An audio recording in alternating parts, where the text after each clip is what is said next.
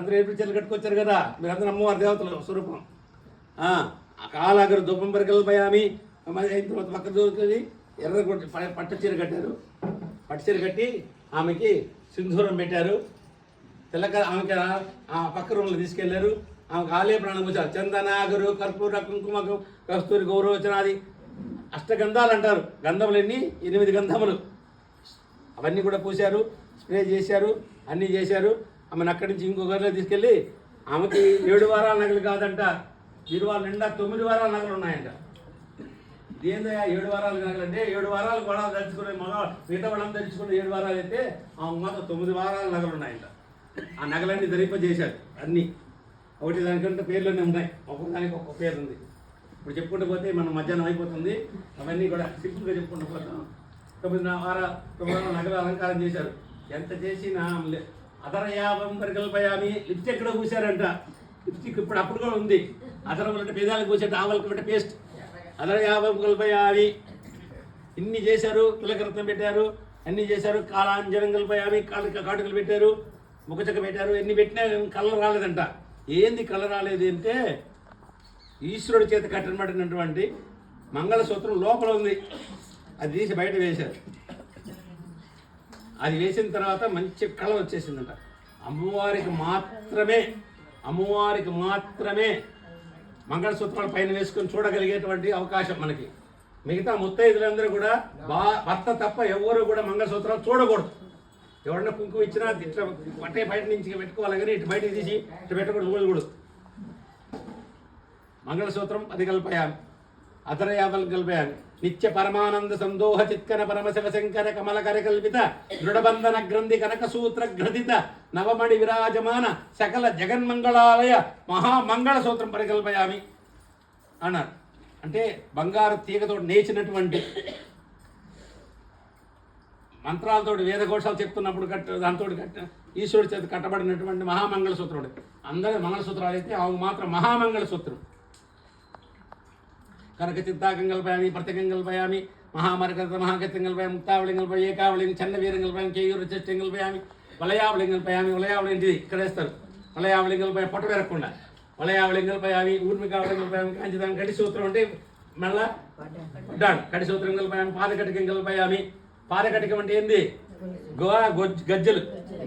పాదకటం కల్పయామి, రత్నోపురం కల్పయామి, పాదాంగుళియం కల్పయామి. ప్రతి ముత్తైదు ఖచ్చితంగా వెట్టిలు పెట్టుకోవాలి. వెట్లు పెట్టుకుంటేనే మంచిది, లేకుంటే చాలా మంచిట. పాదాంగుళియం కల్పయామి, ఏకకరే పాశం కల్పయామి, అన్యకరే అంకుశం కల్పయామి, ఇతరకరే పుండ్రేక్షాపం కల్పయామి, అపరకరే పుష్పబాణం కల్పయామి, శ్రీమన్మాణిక్య పాదుకేయగల బంగారు చెప్పులు జరిగారంట. అప్పుడు ఆమె లేచి ఇదంతా చేసేటికి ఆమె అలసిపోయిందంట. చేసిన వాళ్ళు కాదు తెలిసింది, చూయించుకున్న ఆమె అలసిపోయిందంట. అప్పుడు బంగారు పాత్రల్లో పెళ్ళిళ్ళలో గ్లాస్ పెట్టి అమృతం పోసుకొని వచ్చిస్తే తాగిన తర్వాత ఇప్పుడు కూడా మన కాఫీలు తాగిన తర్వాత మజ్జిగ ఏం తాగిన తర్వాత నీళ్ళు తుడుచుకోవాలి. అటు చేయకుండా ఉంటే తప్పు. కనీసం చేతితో అన్నట్టు అనుకోవాలి, నీళ్ళతో అనుకోవాలి, లేదంటే ఆచమనమే చేయాలి. లెక్క ప్రకారం కనీసం తుడుచుకుంటారు. అది మల్లికామ అయిపోయిందా. అక్కడ కలశం పెట్టుకొని వాళ్ళు పూర్ణ కుంభం కలశం పెట్టుకొని ముందు వస్తున్నారు. నాట్యకర్తలు నాట్యం చేస్తున్నారు, భజంత్రులు వాయిస్తున్నారు. వేళ వాయించేవాడు తుమ్ముడు నారదుడు వీళ్ళందరూ పక్కన చేరి వీణ వాయిస్తున్నారు. వేదఘోష జరుగుతున్నప్పుడు ఇవి నడుచుకుంటూ వెళ్తుంది. ఒక్కొక్క మెట్టు ఒక్కొక్క పాదం వెళ్ళి అక్కడ ఆడిటోరియంలో 9 మెట్లు ఉంటాయి. 9 మెట్లో త్రిపురాదేవి, త్రిపురేశీదేవి, త్రిపుర సుందరీదేవి, త్రిపుర వాసినీదేవి, త్రిపురాశ్రీదేవి, త్రిపుర మాలినీదేవి, త్రిపుర సిద్ధాదేవి, త్రిపురాంబాదేవి, శ్రీ మహాత్రిపుర సుందరి అనే వాళ్ళు ఒక్కొక్క మెట్టు దగ్గర ఒకటి కాచుకొని ఉంటారు. ఆవిడ వచ్చినటువంటి నవశక్తులు, ఈ శవశక్తులన్నీ 9 మెట్లు ఎక్కాయి. 9 మెట్లు ఎక్కి 9 మెట్లు ఉన్నాయి. వాళ్ళతో పాటు ఉన్నారంటే మొదటి మెట్టు మీద త్రిపురాదేవి పక్కన ఎవరున్నారంటే నవగ్రహాల్లో ఉండేటువంటి నవగ్రహాలు అన్నా కదా, దానిలో ఉంటే బృహస్పతి ఉంటాడు. ఫస్ట్ బృహస్పతి పక్కన ఎవరు ఉంటారు? దక్షిణామూర్తి కాచుకుంటాడు. దక్షిణామూర్తి గురువు ఆమెకి. దక్షిణామూర్తి లేదే ఫస్ట్ పదం అది గురువు దక్షిణామూర్తి ఉంటాడు. రెండో ఆవర్తంకి వచ్చేటప్పటికి, రెండో మెట్టు ఎక్కేటప్పటికి అక్కడ శుక్రుడు కాచుకొని ఉంటాడు. శుక్రుడు ఉంటే శుక్రుడు అనుగ్రహం లేదు, మనం ఏం చేయలేం. గురువు అనుగ్రహం లేదు, గురుబలం లేదు, ఏ పని చేయలేం. అట్లాగే శుక్రుడు అనుగ్రహం లేకుండా శుక్ర మహాదశ అడిక్కరదని తమిళనాడులో చెప్తారు. శుక్ర మహాదశ అడిక్కరదని బ్రహ్మాండంగా డెవలప్ చేస్తుందని తమిళనాడులో చెప్తుంటారు. అంటే శుక్ర మహాదశ వచ్చిందంటే అన్ని రకాలుగా డెవలప్మెంట్. అటు శుక్రుడికి మనకంత దిష్టి తగిలిపోతుంది. ఆ దిష్టి పోయేదానికి ఏం చేస్తుంటే ప్రత్యేకంగా కాచుకొని ఉంటుంది. సింహం మోహం వేసుకొని ప్రత్యేకంగా కాచుకొని ఉంటుంది పక్కన. అయిపోయిందా? రెండో మెట్టు మొదటి మెట్టు అయిపోయింది. రెండో మెట్టు శుక్రుడు అయిపోయింది. మూడో మెట్టుకు వచ్చేటికి అంగారకుడు కాచుకొని ఉంటాడు. త్రిపుర సుందరీదేవి అంగారకుడు కాచుకొని ఉంటాడు. అంగారకుడితో పాటు ఎవరు ఉంటారంటే పంచనాగులు వేసుకుని నాగదోషం పోవాలన్నా కుజదోషం పోవాలన్నా మూడో మెట్టు దండం పెట్టుకోవాలి. ఆమెకి మూడో మెట్టుకు దండం పెట్టుకుంటే అక్కడ సుబ్రహ్మణ్య స్వామి కాచుకొని ఉంటాడు. షణ్ముఖుడు 6 ముఖాలు వేసుకొని షణ్ముఖుడు కాచుకొని ఉంటాడు. మూడో మెట్టు ఎక్కిన తర్వాత 4వ మెట్టు ఎక్కుతాం పైకి. అక్కడ ఎవరు ఉంటారంటే చంద్రుడు కాచుకొని ఉంటాడు. చంద్రుడు దేనికి కనుక మనకి ప్లానెట్ రిపోర్ట్లో దేనికి సంబంధించిన వాడు? చంద్రుడు అనేవాడు మనఃకారకుడు, మనస్సుకు సంబంధించిన వాడు. మనస్సు ప్రశాంతంగా ఉండాలంటే చంద్రుడు అనుగ్రహం ఉండాలి. ఆ చంద్రుడితో పాటు కూడా వచ్చింది సముద్రం నుంచి వచ్చింది ఎవరు? లక్ష్మీదేవి. అంటే చంద్ర సహోదరి ఆమె పేరు లక్ష్మీదేవికి, అందుకే చంద్ర సహోదరి లక్ష్మీదేవి ఉంటుంది. లక్ష్మీదేవి ఎట్టొచ్చింది? అష్టరూపాల్లో వచ్చింది లక్ష్మీదేవి. అష్టలక్ష్మి, సంతానలక్ష్మి అని వరుసగా ఉన్నాయి కదా. ఆ లక్ష్మీలు వచ్చాయి. తర్వాత 4వ మెట్టు అయిపోయిందా? 4వ మెట్టు అయిపోయింది అంతే కదా. అక్కడి నుంచి 5వ మెట్టు ఎక్కుతాం. 5వ మెట్లు ఎవరు ఉంటారంటే శనేశ్వరుడు అనకూడదు, స్మా లేదు, శనేశ్వరుడు. ఈ శనేశ్వరుడికి చాలా మంచివాడు. శని అనుగ్రహం లేదు ఏం చేయలేం. మా కింద కూర్చోలేకపోతే కుర్చీలో కూర్చోండి. రకాలుగా ఏ ఇబ్బంది లేకుండా శనేశ్వరుడు కంట్రోల్ చేస్తూ ఉంటాడు. అది అయిపోయిందా? 5 అయిపోయినాయి. 6వ మెట్టు ఎక్కేటప్పటికి అక్కడ త్రిపుర మాలిని దేవత. ఈ త్రిపుర మాలిని దేవతకి ఎవరంటే సూర్యుడు కాచుకొని ఉంటాడు. నవగ్రహాల్లో ఉండే సూర్యుడు కాచుకొని ఉంటాడు, ఆదిత్యుడు. అందుకే ఇక్కడ సూర్య నమస్కారాలు చేస్తుంటాం మనం. సూర్యుడికి ఏం విశేషం అంటే ఒంట్లో హృదయకారకుడు ఆయన. అంటే హార్ట్ అటాక్లు రాకుండా, బ్లడ్ ప్యూరిఫికేషన్ చేయాలన్నా, ఎముకలు కతక్కలు ఎత్తుక్కోవాలన్నా, ఇవన్నీ చేయాలంటే సూర్యుడు అనుగ్రహం ఉండాలి. అందుకే భువః స్వః 3 పూటల్లో తిరుగుతూ ఉంటాడు ఆయన. భూర్భువ స్వః తత్సవితుర్వరేణ్యం భర్గో దేవస్య ధీమహి ధియో యో నః ప్రచోదయాత్ అనేది 24 అక్షరాలు. 24 అక్షరాలు ఒక్కొక్క అక్షరం మన చుట్టూ 1 గంట సేపు తిరుగుతుంది. అంటే మనకి 24 గంటలు కదా. మనం నిద్రపోతున్నా కూడా తిరుగుతూనే ఉంటుంది అదేమో.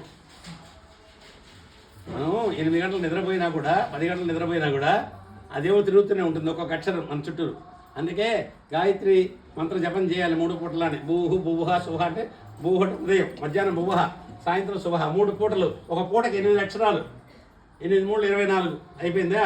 గాయత్రి దేవత కాచుకొని ఉంటుంది అక్కడ సూర్యుడితో పాటు. అయిపోయింది. 7వ మెట్టు ఎక్కాం. 7వ మెట్టు ఎవరంటే త్రిపుర సిద్ధాదేవి. ఈ త్రిపుర సిద్ధాదేవి వాగ్దేవత స్వరూపంలో ఉంటుంది. ఇక్కడ అష్టవాగ్దేవతల స్వరూపంలో ఉంటుంది. అంటే అందుకే చెప్పారు, మాట్లాడడం తెలిస్తే పోట్లాడడం ఉండదు, తినడం తెలిస్తే రోగం ఉండదు అని చెప్పారా. అంతా నాలుగు మీదనే ఉంది. అష్టలక్ష్ములు మన వాగ్దేవతలు ఉన్నారు. ఆ వాగ్దేవతలందరూ అష్టవాగ్దేవతలు కూడా అయిపోతుందా. ఇక్కడ వీళ్ళని కంట్రోల్ చేస్తే ఎవరంటే నవగ్రహాల్లో ఉండేటువంటి దానిలో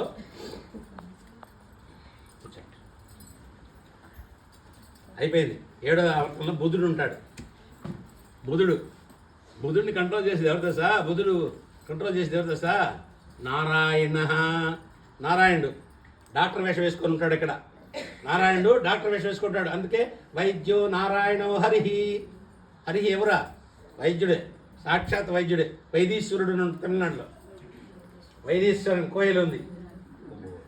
అట్లాగే వైదీశ్వరుడు 7వ ఆవర్తనంలో బుధుడితో పాటు వైదీశ్వరుడు. అట్నా ఈయన డాక్టర్ వేషం వేసుకుని ఇక్కడ కూర్చొని ఉంటాడు. ఇక్కడ ఏం చేసినా దాన్ని పిప్పి చేసేసి తోసేసి బ్లడ్ చేసి పంపించేస్తుంటాడు, పైకి నెట్టేస్తుంటాడు. ఉదరంలో ఉంటాడు ఆయన వైదీశ్వరుడు. ఆ విధంగా డాక్టర్ వేషం వేసుకొని ఉంటాడు. అయిపోయిందా? 7వ ఆవర్తనాలు అయిపోయినాయా? 8వ మెట్టు ఎక్కాం. 8వ మెట్లు ఎవరుంటారంటే త్రిపురాంబాదేవి. చెప్పండి వరుసలో. త్రిపురేసి, త్రిపుర సుందరి, త్రిపుర వాసిని, త్రిపురాశ్రీ, త్రిపుర మాలిని, త్రిపుర సిద్ధ, త్రిపురాంబ. ఈ త్రిపురాంబ దేవత పాటు ఎవరుంటారంటే కేతు కచ్చుకొని ఉంటాడు. రాహు కాదు, కేతు ఫస్ట్. వీళ్ళు రివర్స్లో తిరుగుతుంటారు అన్నమాట. కేతు రాహుకేతువులు మన దానిలో రిపోర్ట్లో కేతు. ఈ కేతువులు కంట్రోల్ చేసేది ఎవరు తెలుసా? మనకు ఎంతమంది గణపతులు ఎంతమంది? 32 మంది మామూలు గణపతులు. విశేషమైన విశేషం అతి రహస్యం ఇక్కడే ఉంది. అమ్మవారు శ్రీ మహాత్రిపుర సుందరి ఇక్కడ, అంతే కదా? త్రిపురాంబ శ్రీ మహాత్రిపుర సుందరి 9వ ఆవర్తం. దానిలో ఇక్కడ రాహు కాచుకొని ఉంటాడు. రాహు దేనికి సంబంధించిన వాడు? మన ప్లానెట్ రిపోర్ట్లో కళ్ళకు సంబంధించిన వాడు. రాహు బాగాలేదంటే కళ్ళు కొంచెం దెబ్బతింటాయి. రాహు వల్ల కళ్ళు దెబ్బతింటాయి. అందుకే మనం ఏం చెప్పారు పెద్దవాళ్ళు? సర్వేంద్రియాణం అన్నారా లేదా? అదే సర్వేంద్రియాణం నయన ప్రధానం. నయనానికి కళ్ళ మీద నుండి రాహు. సరే, ఇది కంట్రోల్ చేసేది ఎవరయ్యా అంటే చిత్రమైన విషయం. ఇక్కడ ఈయన కంట్రోల్ చేసేది ఆంజనేయ స్వామి. ఆంజనేయ స్వామి సాక్షాత్ ఈశ్వర స్వరూపం. ఆంజనేయుడు ఎవరో కాదు, సాక్షాత్ ఈశ్వర స్వరూపం. అటువంటి ఆంజనేయ స్వామి తిరుగుతూ ఉంటాడు. ఉదయం రాత్రి దాకా తిరిగి వచ్చి పొద్దుపోయి వచ్చి ఆ పాదాల దగ్గర కూర్చొని వీళ్ళిట్లా అని చెప్తుంటాడు ఆమెకి, అమ్మవారికి. అంటే అమైతే మొండివాడు, అంత సులభంగా రాడు. ఆయన ఏం చెప్తే వస్తాడు? రామనామం చెప్పాలి.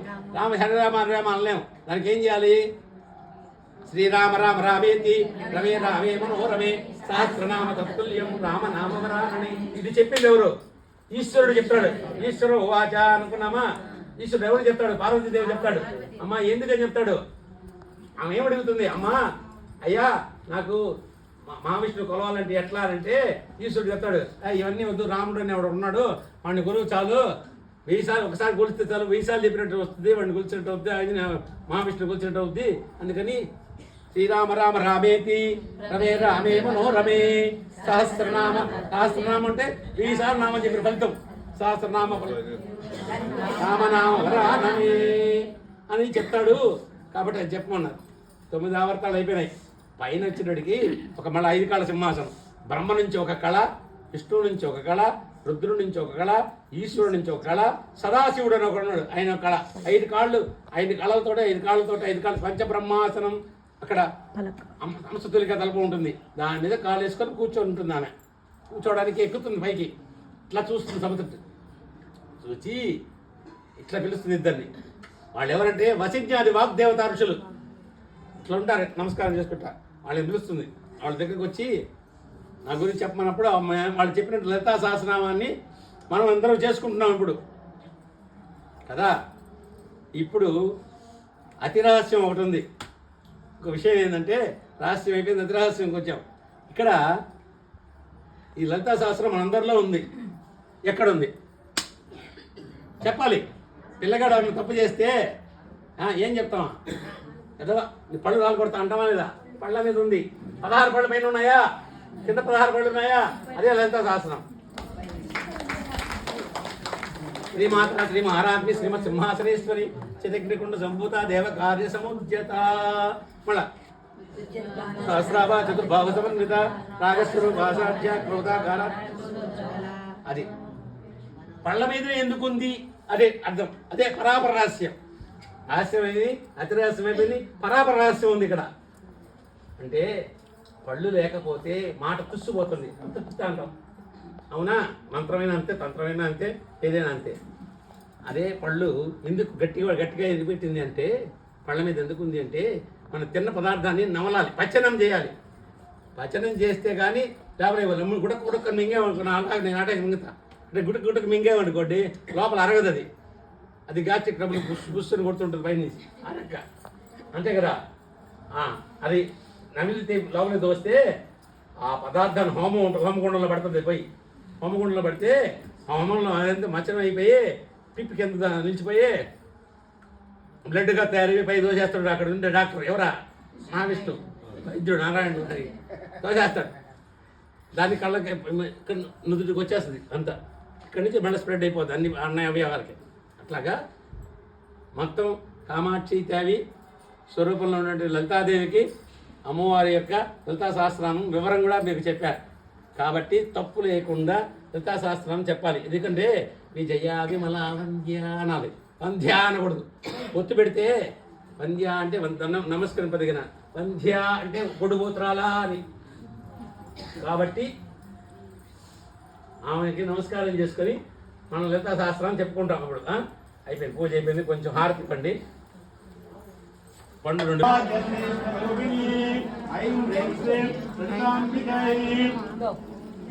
అట్ర సమస్త ప్రకట గుప్త గుప్తధర సంప్రదాయక కులకోణనికత్వ రహస్య అతిరహస్య పరాపరరహస్య యోగిని ప్రముఖ సర్వశక్తి మండల మండిత సర్వత్రైలోక్య మోహన సర్వాశ పరిపూరక సర్వసంక్షోభణ సర్వ సౌభాగ్యదాయక సర్వార్థసారక సర్వరక్షాకర సర్వరోగహర సర్వసిద్ధిప్రద సర్వానందమయాఖ్య నవచక్రాధీశ్వరీ త్రిపురా త్రిపురేసి త్రిపుర సుందరి త్రిపురవాసిని త్రిపురాశ్రీ త్రిపురమాలిని త్రిపురసిద్ధ త్రిపురాంబ శ్రీ మహాత్రిపుర సుందరి దేవతాంజలి ఆలిత దివ్య పదయుగళ కమలీకృత నిశ్చయేట తత్వ గ్రామ స్వరూప శ్రీ లలిత పరాభట్టాధికార్య పరబ్రహ్మాత్మశక్తి శ్రీ మహాత్రిపుర సుందరి యజ్ఞవాదికసిత కామాక్షిదాయ దేవ్యంబ పాదుకాం పూజయామి.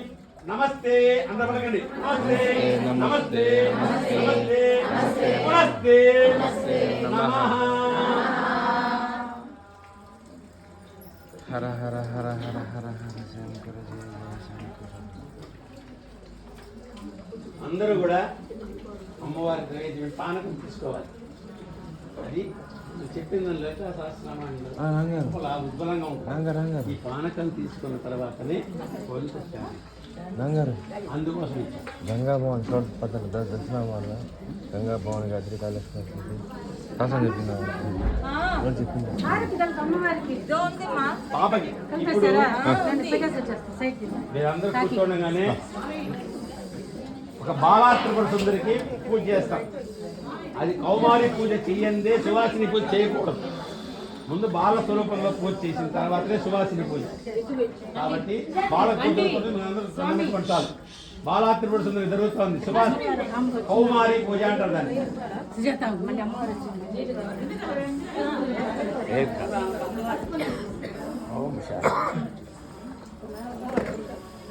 భద్రం కర్ణే విశృణుయామదేవాః భద్రం పశ్యేమాక్షభిర్యజత్రాః శ్రీరంగైః సత్తనోభిః నశేమయేదేవం నిదాయో తస్య న ఇంద్రో వృద్ధశ్రవాః తస్య న పూషా విశ్వవేదాః తస్య రస్తాక్షో అరిష్టనేమిః తస్య నో బృహస్పతిర్దదాతు.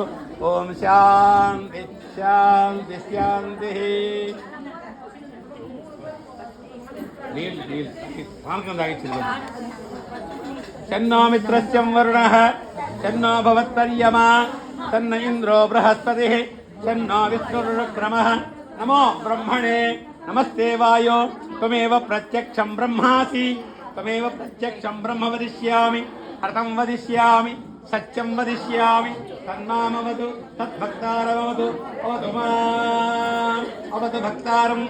ఓం శాంతి శాంతి శాంతి. అందరూ పలకండి. సహనా భవతు సహనౌ భునక్తు సహ వీర్యం కరవావహై తేజస్వినామధీతమస్తు మా విద్విషావహై. ఓం శాంతి శాంతి శాంతి. చెప్పండి అందరూ పలకాలి. కాయేన వాచా మనసేంద్రియైర్వా బుద్ధ్యాత్మనా వా ప్రకృతే స్వభావా సకలం పరస్మై నారాయణాయేతి సమర్పయామి.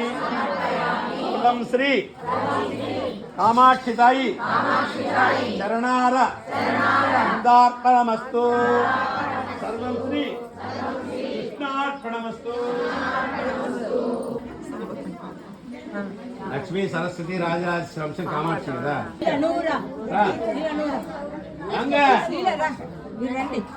మీరు కాదు, మేము ఇస్తాము. ఫోటో వీడియో తీస్తున్నా.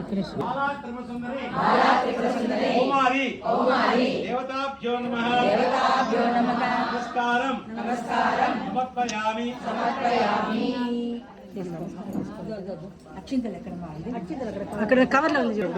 పాడండి. సమయములో సంధ్యాదీపారాధనలో వచ్చెను తల్లి వరలక్ష్మి, వచ్చెను తల్లి మహాలక్ష్మి. కాళ్లకు గజ్జలు కట్టింది, మెడలో హారము వేసింది, ముత్యాల హారము వేసింది, పగడాల హారము వేసింది. అడిగినవన్నీ ఇచ్చింది, సంతానమిచ్చును సంతాన లక్ష్మి, ధాన్యమునిచ్చును ధాన్యలక్ష్మి, ధైర్యమునిచ్చును ధైర్యలక్ష్మి. వజ్రాలు హారం వేసింది సాయంకాల సమయములో